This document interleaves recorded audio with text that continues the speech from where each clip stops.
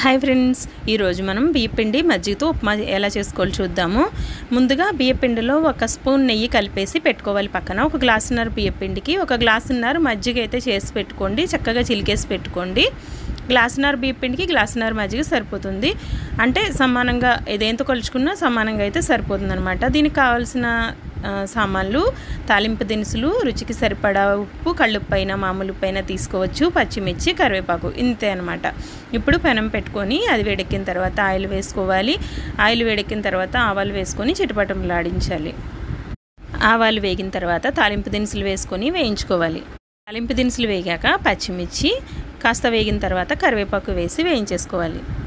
కరివేపాకు కూడా వేగిన తర్వాత మజ్జిగ వేసేసి దానికి రుచికి సరిపడా కళ్ళుప్పు కానీ మామూలు సాల్ట్ కానీ వేసేసుకొని మరిగినివ్వాలి. అది బాగా మరిగిన తర్వాత మనం బియ్యపిండి వేసి కలుపుకోవటమే. ఇది బాగా మరుగుతుంది, చూసారా, విరిగినట్టు ఉంటుంది. కంగారు పడకండి, మజ్జిగ వేస్తే మనకి తాలింపులు అలానే ఉంటుంది. ఇప్పుడు మనం తీసుకున్న బియ్యపిండి మొత్తం వేసేసుకొని బాగా కలిపేసుకొని మూత పెట్టి ఆవిరి మీద ఉడకనివ్వాలి.